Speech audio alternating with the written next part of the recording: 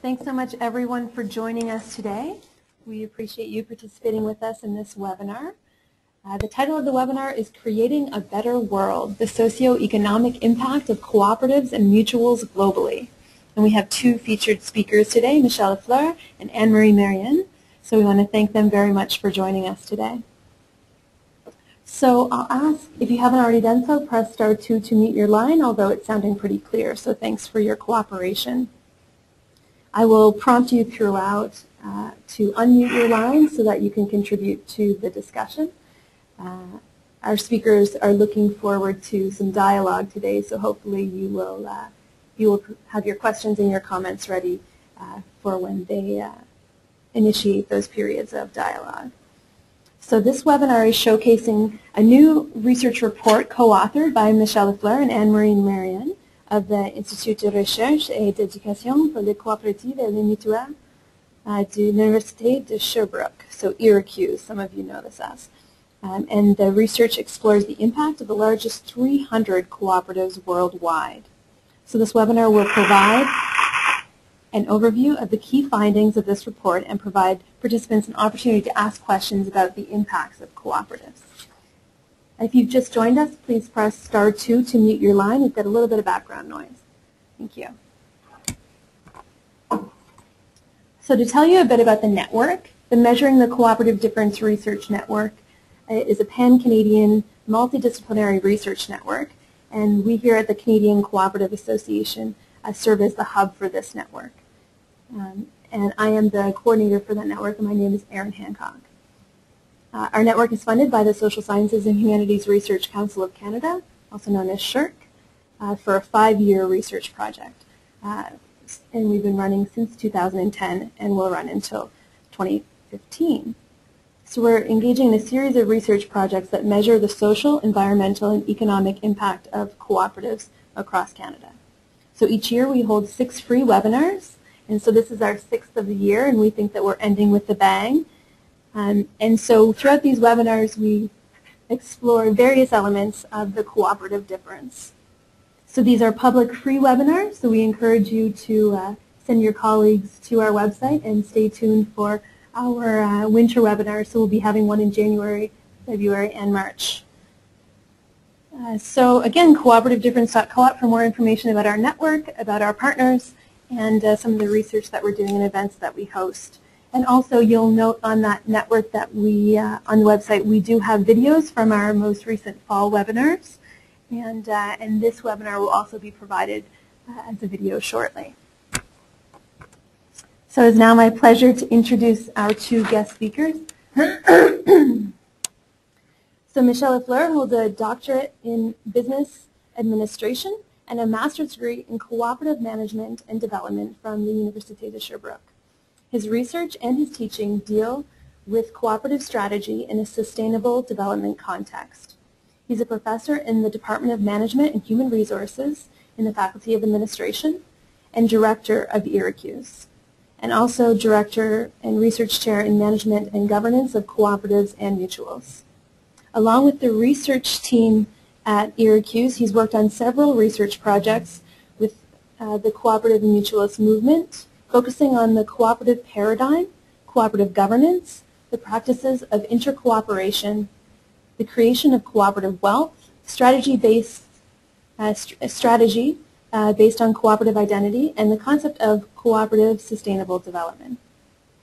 And Merrien holds an undergraduate in politics and international relations from the Université de Sherbrooke and Bishop's University.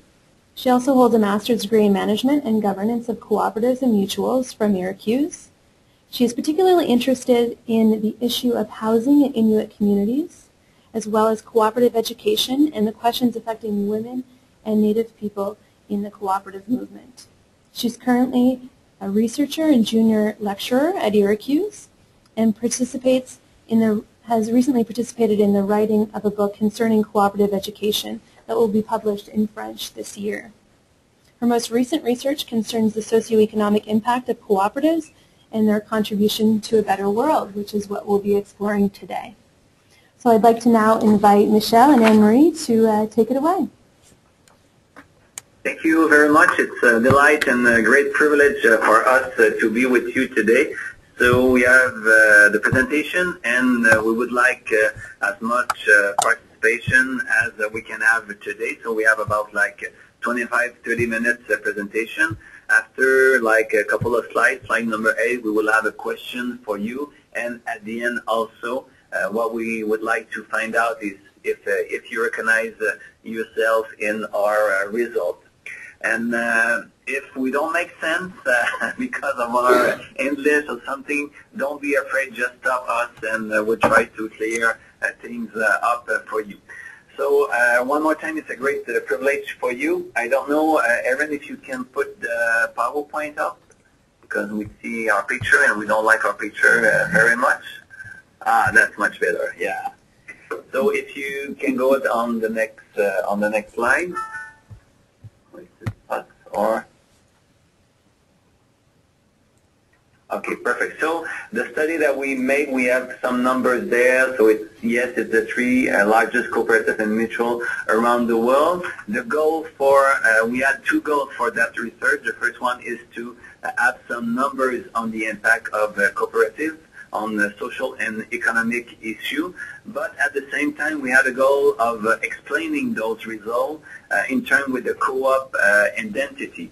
So those 2 main goals are the main driver of that research and our result as well.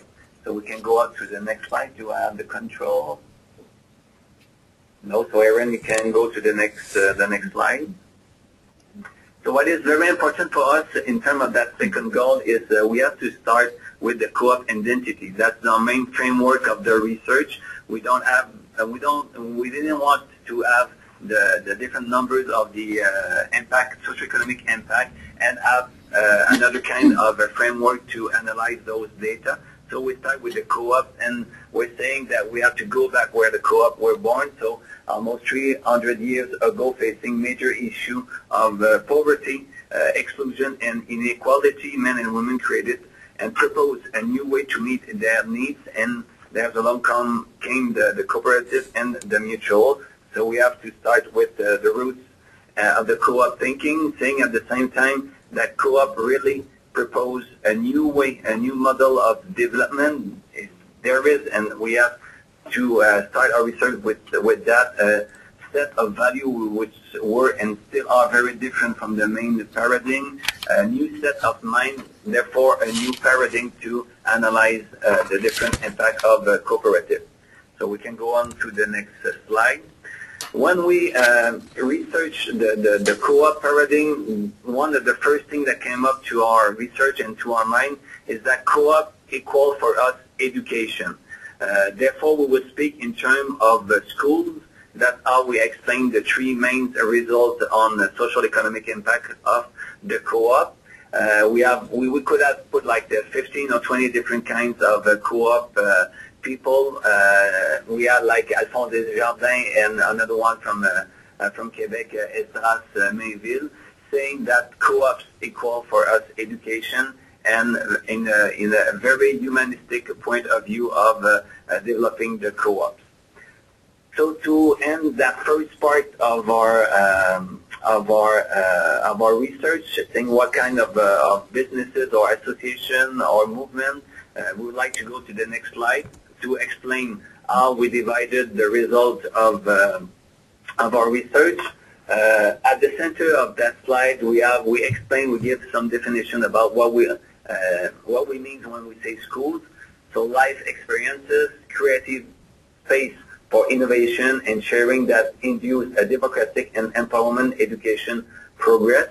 And we will present the different result that we have in terms of 3 different kind of schools for co-op. The first one, humanistic school of entrepreneurship, school of solidarity and equity, and school of democracy and empowerment. And those are the roots to explain why the co-ops and mutual have the impact, the social economic impact that we find out in our research. So I will lend the palabra. Hi everyone. Well, Erin, you can go on with the slides. we believe that if co-ops are humanist school of entrepreneurship and thus induce an impact about stability and regulation, they are a school of solidarity and equity, and thus they have an impact of equitable access to goods and services. And they are a school of democracy and empowerment, and thus have an impact about diversity and inclusion. We'll start with the first impact, so we can go to the next slide. We said that because cooperatives have a humanist vision of entrepreneurship, they have specific practices which translate into economic, political, and social stability and regulation, which is our first dynamic of impact. We don't know, just go back to the first, yeah, thank you. Those 6 indicators help us understand how cooperatives have an impact about economic, social, and political stability and regulation. First of all, let's say that the 300 largest cooperatives count 725 million members, which are at the same time the owners and the users of their cooperative enterprise, which means that they will make decisions taking into account this double nature as owners and users. And cooperatives also ensures almost 4 billion jobs in the world. So, but we're still talking about only the 300 largest cooperatives.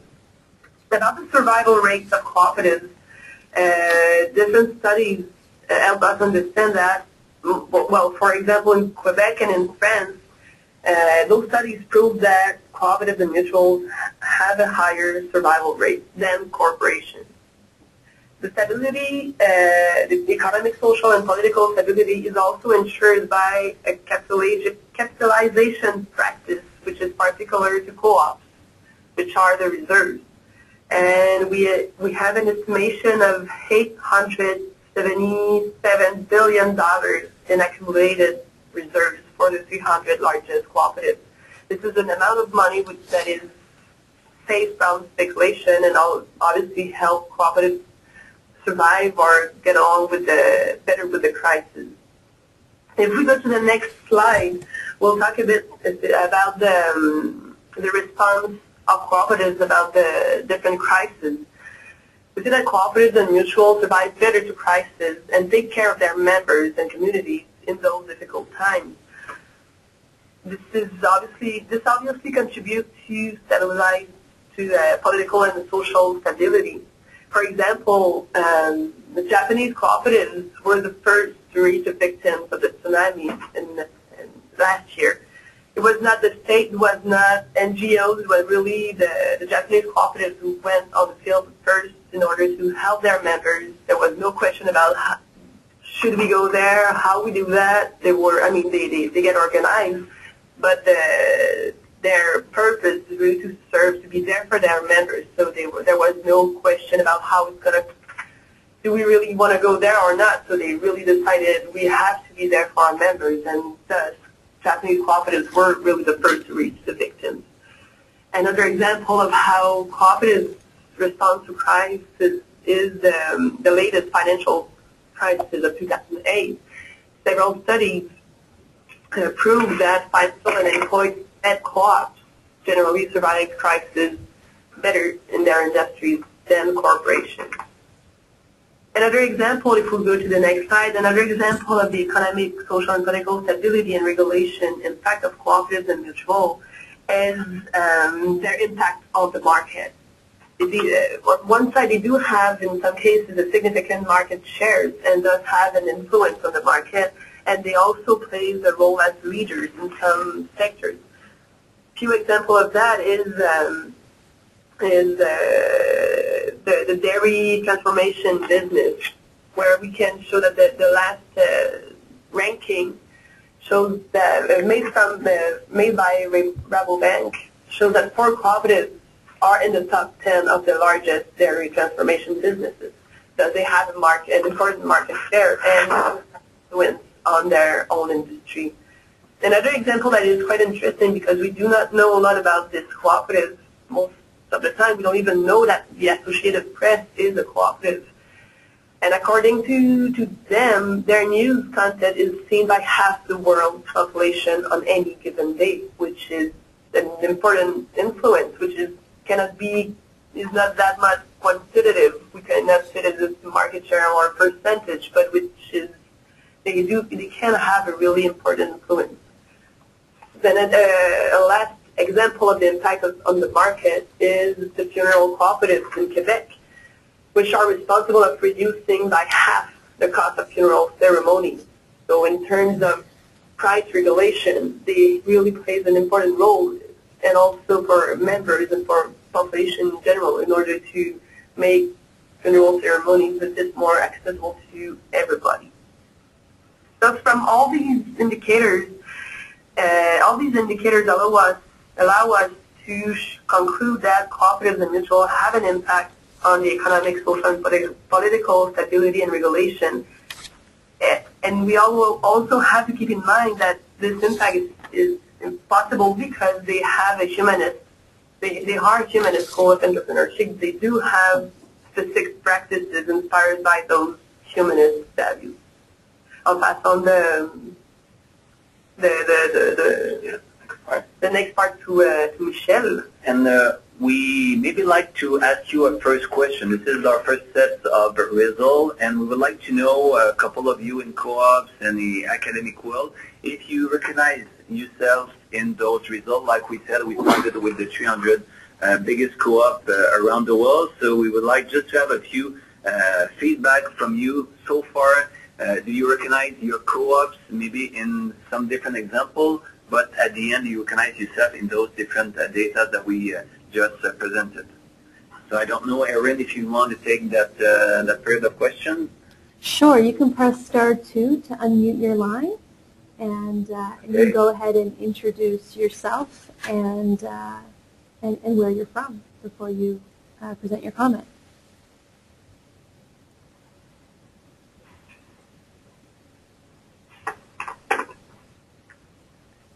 I know we have some folks from actually across Canada, from various co-ops, and also from, I think we have 6 different universities represented here. So don't be shy. So do you see yourself as an economic, social, and political stability and regulation in your region, in your provinces, or throughout the country?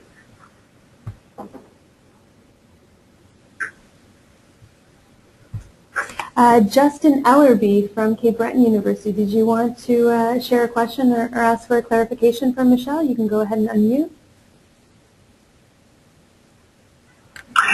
Thanks, Erin. Thanks for introducing me too.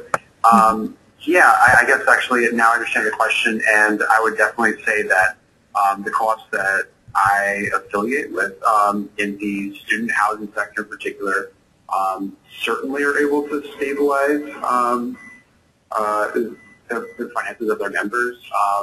Particularly, I would think of examples where even beyond just providing much lower rents and food purchases than would otherwise be possible, that there's been many houses, communities I've lived in where, for whatever reason, a member has been unable to make rent in a given month because of whatever situation it is, whether that is because they're dependent on government financial aid, which is unstable, or because there's a personal finance to go awry for that month, and where we are humanistically able to say this is a member who we value, we want to keep them in the community, they contribute in so many in many ways that are difficult to monetize, but which we still recognize value in. And then in those cases, we're able to either give them a loan or just like forgive their rent or ask them to work off their rent in service to the community or to the co-op specifically. But that's kind of flexibility that I can't imagine happening in many other corporations. Thank you, Justin. Thank you. So if we don't have any more questions, we can go on with the second part of our presentation. Okay. I will let people know. Sorry, Michel. Okay. I will let people know that you can also raise your hand. There's an option to raise your hand on your GoToWebinar menu, and that way we can monitor if you have questions as well, so we can call on you. Thanks. Go ahead, Michel. Okay, perfect. Thank you. So the next slide, and this is our second set of social economic impact. So the second one is the School of Solidarity and Equity, who will explain those results. So we have 5 different kinds of data that explain how the social economic impact of co-ops is on promoting of equitable access to goods and services. So the first one, we can go on to the next slide. So the co-ops are in the business sector related to fundamental needs. So when we look at the different businesses they are involved with, co-ops, like the slide shows, they are in agriculture, insurance, food, financial co-ops, and utilities. And the traditional corporations are in different sectors and not generally related to the fundamental needs of people. So this is for us a very important result of our research. If we go back to the slide before, Erin, we can have a word on the others. When we say there's a unique, adapted, and extended service offered, we have some examples in our research, like for example, the electricity cooperative in the United States. They go where the traditional corporation don't go, so they go very far in different regions, in the desert and all those places, and they own like 42% of the distribution of electricity throughout the country. So they do that. They still have enough money to stay in business and make some investment and going in region where the traditional businesses don't go. The other example, we have many, but we're just going to show you 2 different examples. In France, for example, 75% of the cooperative in France have their head offices in the region. That's not only in the big city, in capitals, but they are mapped throughout the country. So this is, for us, a unique, adapted, and extended services offered by the cooperative. The third set of data that we found in our research is intercooperation, and this, like you know, 2 kinds of intercooperation between co-ops. So we have the System U in France that we show some in our paper, that we have some examples, and as well in the co-op world in Canada, but it's the same thing in the United States and other countries. So we have organizations like CCA with the international branch, SOCODV, DED, and CBA in the United States, the Swedish corporation. They do international projects, though, so there's some really important data and results throughout local, national intercooperation between co-ops, but as well north and south intercooperation. Concert for the community, there's a big difference with the co-ops, with the different money that they give to their members and give to their community. Each year we have to say that we had a little bit of trouble finding all of those data in the different annual report, but we find out that maybe 66 billion per year. So the 300 biggest co-ops, so it's the average of 208 million per cooperative, the biggest one, that give to their members and community each year. And they're still in business, they still have good capitalization, so they can have a good business and give back to their community. The other one, the revenue, so I'm sure you have heard that before. So if we put all of those 300 biggest co-ops together as a country, it's the number 9 country in the world related to those numbers. So okay, you can change slide. Sorry, Aaron, and you have those numbers on the next slide. Next one. Okay, perfect. So you have the number there, the total revenue. We talked earlier about the reserve and the money that they give back to their community. So it's a lot of money, and one more time, they're still in business, they have good capitalization, and they are able to stay in business and give more to their community. So this is for us really the School of Solidarity and Equity that allows the co-op to have that social economic impact on promotion of equitable access to goods and services. And now we'll go to the last step of the result, and Anne-Marie is going to introduce that. So we said that because cooperatives are schools of democracy and empowerment, they have practices that contribute to promote economic, social, and political diversity and inclusion. The first, we can see that there's 4 indicators that we figured out for this impact. The first one, we can change. If we go to the next slide, we will see that if the 300 largest cooperatives were forming a country, it would be actually the largest democracy in the world. India comes second with 714 billion people that can exercise their right to vote. But for cooperatives, it is 725 million people that are, like we said, at the same time users and owners of the global 300 largest cooperatives, and they can participate in the decision-making process. What we say is that this largest democracy in the world is not only a representative democracy, but it is also a participative democracy, saying that it's not only once every 4 or 5 years that people can go to vote, but it's annual or even semi-annual general meetings. They can participate in boards, in committees. They will be asked to participate in consultation process, in workshops. So this democracy is not only representative, but hopefully alive and participatory also. If we come back to the one slide, we will speak a few moments about citizenship education.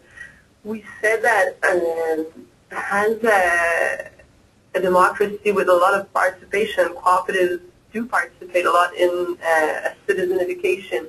They do have, everybody knows that it is one of their principles about information, training, and education. And we've been able to see on the website, on the annual report, that cooperatives do have educative initiatives.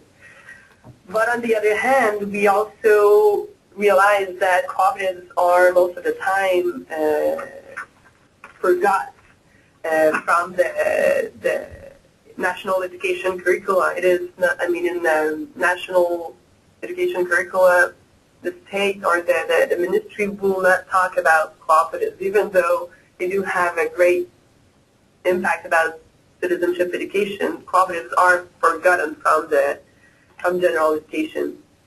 They also have an impact about, they do promote diversity by being an important promoters of cultural identity, saying that they do contribute to building communities, to building identity. We can only think about what would be the Quebec province without the Jardin, what would be the Basque country without Mondragon, that some of you might know. What would be rural areas without agricultural cooperatives, or even with communities in Canada without cooperatives. So they really are part of the communities, are involved in it, and they do participate in building cultural identity in their own country. And we also say that cooperatives and mutuals participate in economic, social, and political diversity because they ensure diversity by promoting and being part of a pluralistic economy. We always have the traditional model of economy with the private sector and the public sector, but cooperatives really propose a third way, which is not the only way. That doesn't mean that this is the only way to do economy or to have an economy, but saying that we should have a plural economy with the private sector, with the public sector, and with also a social or a cooperative sector. So in this sense, they do, in a broader sense, they do participate in promoting economic, social, and political diversity and inclusion. I think we can go to the next slide and the next one, and I will let Michel conclude a bit our presentation. So like we said at the beginning, we started with the co-op framework, like Anne-Marie just said, that the co-ops are a different way of looking at our development, at our responses to our needs. And we started our research with that, and I believe that's why we came out with different, with those three big results in our research. So one more time, maybe the phrase by Georges focusing, because we want the last slide would be on tomorrow. What would, from everybody who's participating today, what are your point of view about the main challenges of co-op in the next year? So we started with Georges Fouquet, which said like more than 100 years ago, because too often we observe to which extent a social movement ceases being a movement when it cuts the umbilical cord with its utopia dreams and even illusion.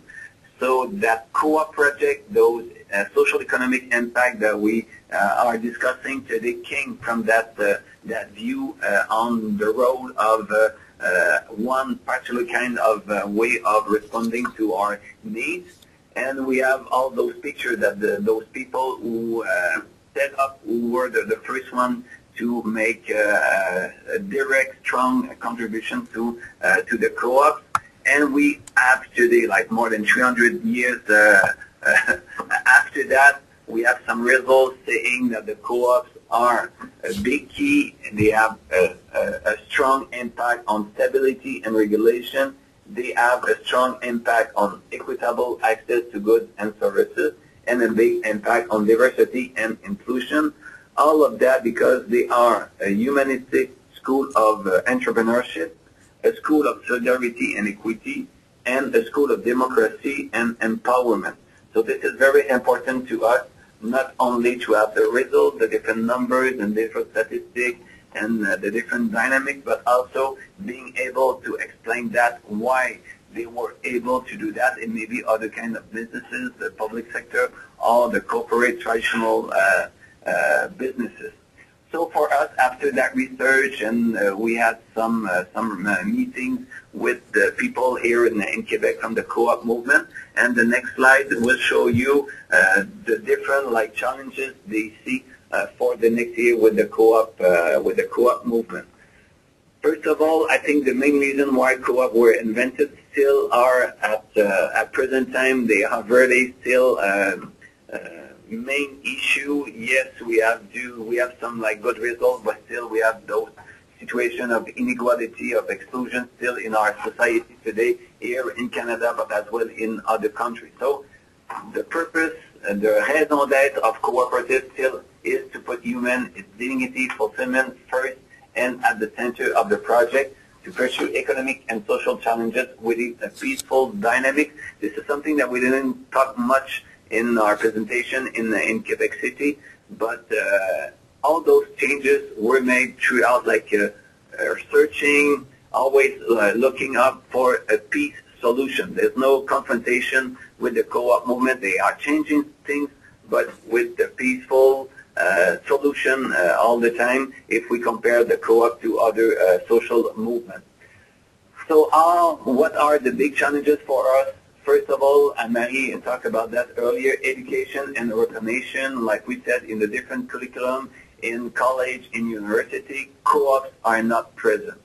I challenge anyone we are in the business faculty here to find something on co-ops in any books about finance, about anything about, like I said, finance, about management and other stuff. There's nothing. But at the same time, what are also the duties of the cooperative and mutual? In our research, we look at every website of the 300 biggest co-ops, and we find out that only 60% of all co-ops on their first web pages talk about co-ops. So there's almost half of the co-ops, so 40%, who on the first page you don't know that they are a co-op. So it's not only the role of education and the government, but I believe that the co-op movement still have a long way to go on that question. In Quebec, there were a lot of talk about intercoopération. What does it mean? Imagine if all the co-ops were doing more stuff together. Imagine if we were, because this is like one of the main questions, the main challenges of today. Can we think about international co-op? There's a lot of talk right now between different co-ops from here in Canada, with France, with other countries, but we don't have, there's only 2 examples of international co-ops. So do we have to develop that new concept? Co-ops are local, but can we think about a co-op being in more than one country at the same time? Doing that, but always preserving, respecting the diversity of the different co-ops throughout the world and the identity of each co-op. And finally, this is a cry almost for help, or a cry to have something very present. And this is what we asked the co-op movement that was in Quebec City a month ago, saying that you will have to invest at some point a humanity school of entrepreneurship. Maybe just don't wait on the university or colleges, but you have to find out within yourself how to promote, how from your practices to develop a set of knowledge, a set of practices that you can share among each other. So this is our presentation. So it's not that bad. So it's 30 minutes. So thank you for listening. And right now we would like one more time to receive some questions and some point of view on that presentation. Thank you so much, Michel and Anne-Marie. We do have Greg who has a question. So Greg, if you want to press *2 to unmute, you can introduce yourself and go ahead. Hi, it's Greg Graves at Human Resource Skills Development Canada. Go right ahead, Greg. Hi, you talked about our assets and revenues of the top 300. Do you have a sense of what are and it's the 9th largest, it would be equivalent to the 9th largest economy globally. Do you have a sense of what the revenue or assets would be for all cooperatives? We're trying to find that number. It's a very good question. So we took some of the data that we have from each country, for Canada, United States, France, United Kingdom, and Spain, and we tried to just from the small échantillon, from the small sample that we have. But we don't have like exact numbers. We're not 100% sure, but the numbers that we have accounts for about 80% of the total of cooperative revenue. Okay, thank you. In proportion, I think that those the cooperatives that are ranked in the Global 300 right now would represent about 80% of all cooperatives, talking about the sales revenue, right? And what did you say again? I'm sorry. What did you say again was the total revenue or the total assets? Both. Well, the total revenues of the 300 largest cooperatives is almost $2,000 billion. Okay, that's very helpful. Which would represent 80% of the total revenues of all cooperatives in the world. But it is a tricky stat to put on, so that's why we didn't want to put that forward. But the number we're sure about is the $2,000 billion total revenue. Okay, thank you very much. Because we have to keep in mind as well as the latest statistic on co-op say that there's about 1 million cooperatives in the world, and our study just accounted for 300 or so. Yeah. But those top 300 are accounting for the majority of... Okay. Okay, that's helpful. Thank you. Thanks for the presentation, too. Thank you, Greg. So we've got another question here. We've got Dr. Don Miskaman. Did you want to introduce yourself and offer your question? It's *2 to unmute. Okay, is it unmuted now? Yes, go ahead. Okay, yes, it's Don Miskaman, University of the Fraser Valley in British Columbia. The last point on the humanistic school of entrepreneurship, do you see any similarities, differences between humanistic entrepreneurship and the movement of social entrepreneurship? Or are these interchangeable terms? No, they're part, from our point of view, they're part of the same big family of social economy. We refer to a framework developed by Henry Mintzberg, saying that there's a little bit of differences between what we say, like here in Quebec. I don't know if it's the same in your area, in your provinces. Now, for us, the difference is the co-ops deal with very market issue, market reality. Sometimes when we talk about other organizations who are part of the social economy, sometimes they have a different link, different dynamics throughout the market. Sometimes, and it's not something that's not good. They are financed by the government to give a kind of services. So they don't have to meet the market in the same way. They don't have the same kind of competition. But from our point of view here at IRECUS, they're part of the same family, but with tiny little differences. Okay, that's a good way of describing that. Part of the same family with slightly different focuses. Exactly. So I guess if we dream and we see that humanistic school, we can have like anyone coming from the co-op sector or the social economy other sector. I think they will have much in common, even if they have some differences. Great. Thank you very much. Thank you. Thank you.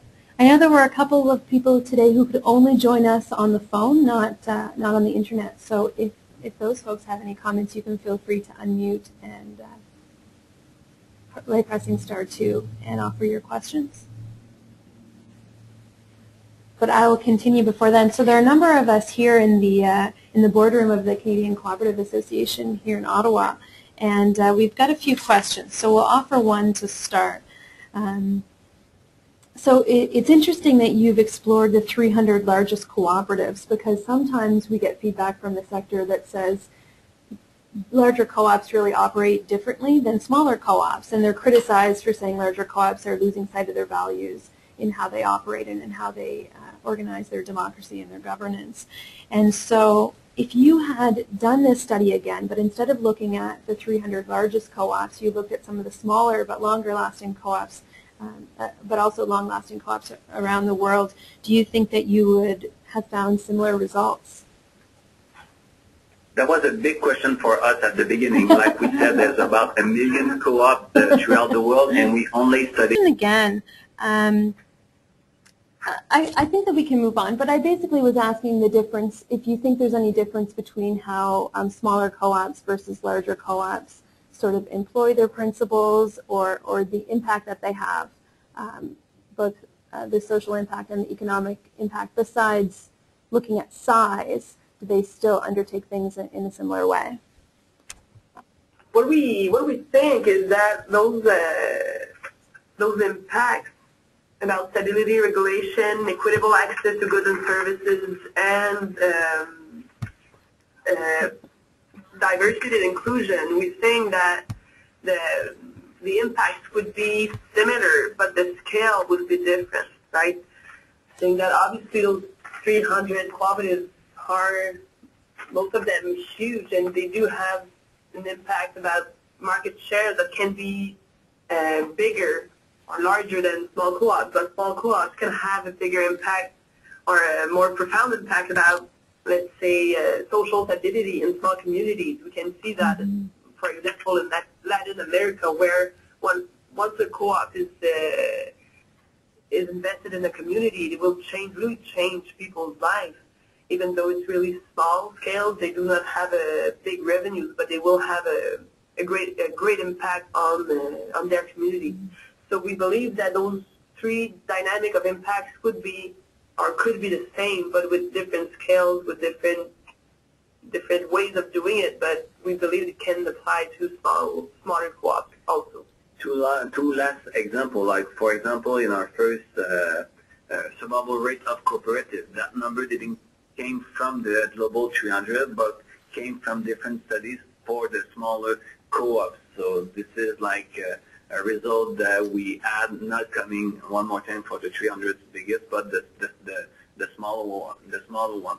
Like we said earlier, we only had like 8 co-ops in Canada in our research, and other researchers, because we had took in account like the result of 30 different research results. So one more time, we strongly believe that those social economic impact would be among the same for a smaller co-op. Thank you very much. If Fiona's joined us again, you had a question, Fiona. It's star 2 to unmute. Hi, this is Fiona. Fiona, can you start by introducing yourself, please? Sorry, my name is Genevieve, and I now work at CCA along with Aaron with the CURA.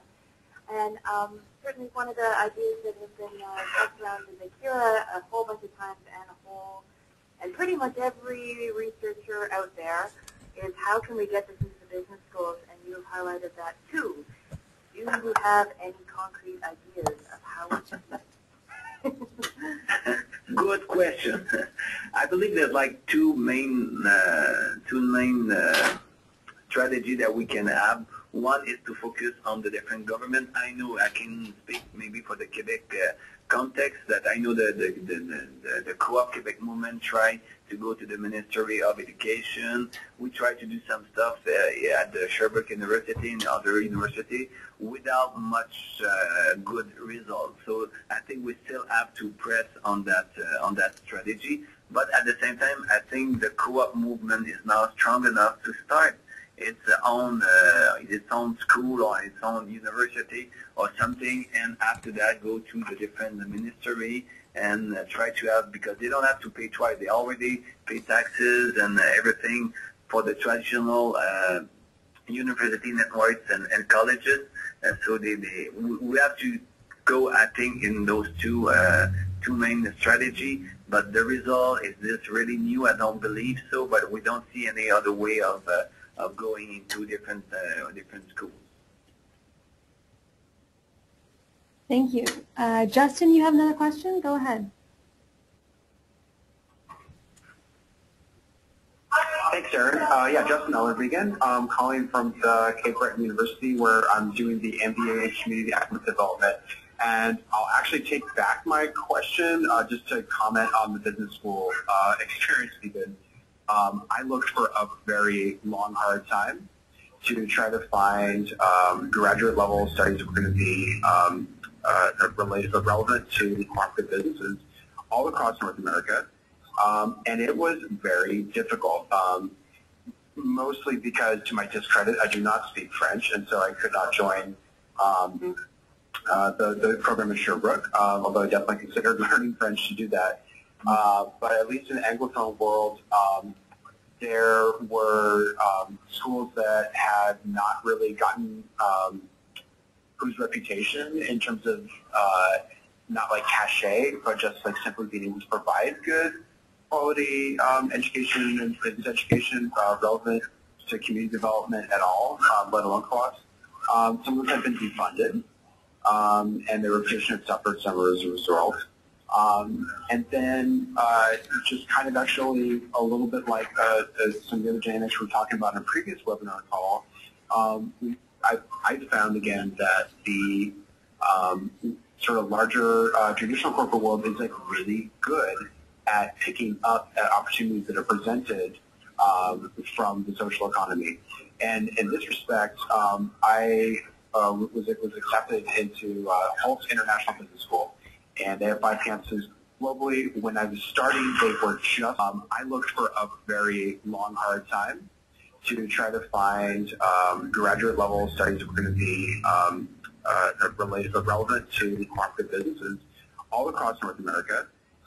And it was very difficult, mostly because, to my discredit, I do not speak French, and so I could not join the program in Sherbrooke, although I definitely considered learning French to do that. But at least in the Anglophone world, there were schools that had not really gotten whose reputation in terms of not like cachet, but just like simply being able to provide good quality education and business education relevant to community development at all, let alone co-ops. Some of them have been defunded, and their reputation had suffered some as a result. And then just kind of actually a little bit like some of the other dynamics we were talking about in a previous webinar call, I found again that the sort of larger traditional corporate world is like really good at picking up at opportunities that are presented from the social economy. And in this respect, I was accepted into Holt's International Business School, and they have 5 campuses globally. When I was starting, they were just starting up a master's in social entrepreneurship that actually was going to be separate from the business school. Every other business school that I looked at, especially the higher ranked ones, where captains of industry usually come from, they all have social entrepreneurship electives, if not concentrations now. So again, that's going to be part of the problem going forward, I think. The other aspect too that I saw is that the co-operative itself is really fragmented in its identity. So you could go to North Dakota State University and get an education relating to large agricultural co-ops. You could go to Cape Breton, and there was a decent amount of emphasis here on cooperatives serving social needs or low-income folks. You can go to St. Mary's, but St. Mary's program seems to be geared really towards existing managers and exposing them to the sort of ideological power. These are all really separate sorts of approaches, and it would be hard to bring them all on one roof. So part of the problem is a result of our diversity, I would say, and that's not a terrible problem to have in some ways.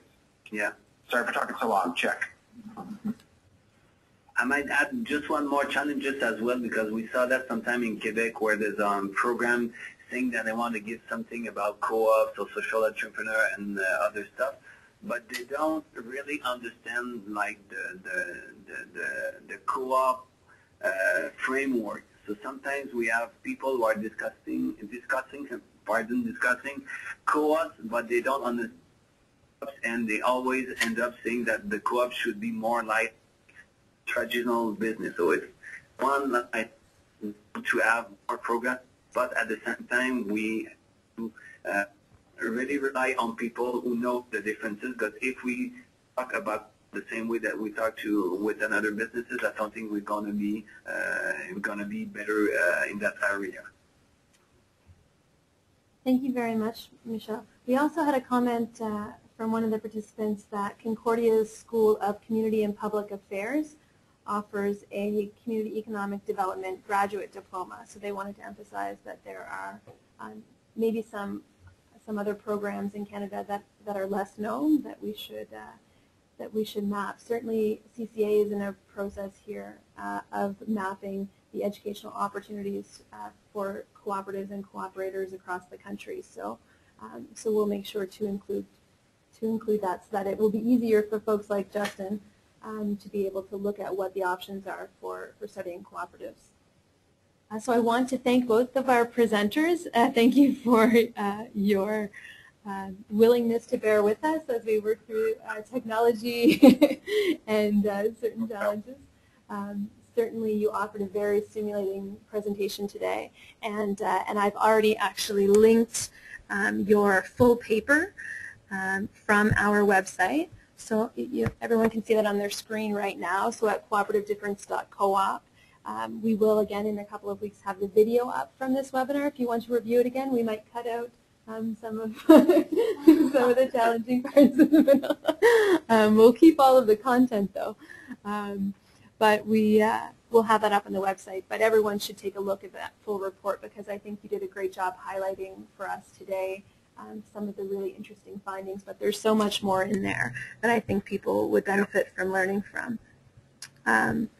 So I want to thank you very much for your invitation. It was certainly a pleasure for us to be with you this afternoon, and we hope that our English was not too painful for you. So thank you very much for the invitation. Thank you so much, everyone. Later on today, you'll also find this PowerPoint available on the website as well. So thanks again to Michel and Anne-Marie and continue with your work. Obviously, we've identified lots more that we'd like to see work done on, so you've got your next 20 years planned. Yes. Thank you. Thank you. Take care.